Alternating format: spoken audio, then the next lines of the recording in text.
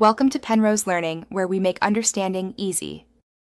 You start by verifying prerequisites, Windows 10 or 11 with the Phone Link app and the link to Windows Companion on Android. Once done, sign into the same Microsoft account on both devices so they can pair securely. Make sure both are on the same Wi-Fi network and enable Bluetooth. This speeds discovery. Now open Phone Link on Windows and choose Android. Follow the on-screen prompt to begin pairing. This gets you into the linking flow quickly.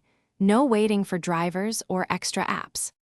You will now complete pairing and grant essential permissions. When prompted, scan the QR code on your PC with the Android app or enter the numeric code. This establishes a secure link. Next, grant permissions for notifications, contacts, storage, and microphone. These are required for calls, messages, and file access. Also accept background activity and battery optimization exceptions so the companion app stays connected.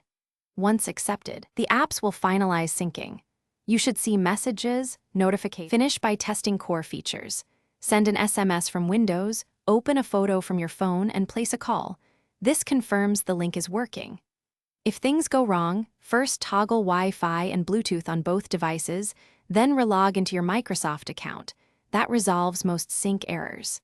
If the problem persists, clear the companion app data on Android or reinstall link to Windows and repair. One key troubleshooting tip: disable aggressive battery optimization for the companion app. Without that, the connection often drops unexpectedly. Thanks for watching. If this was helpful, leave a like and consider subscribing. See you next time.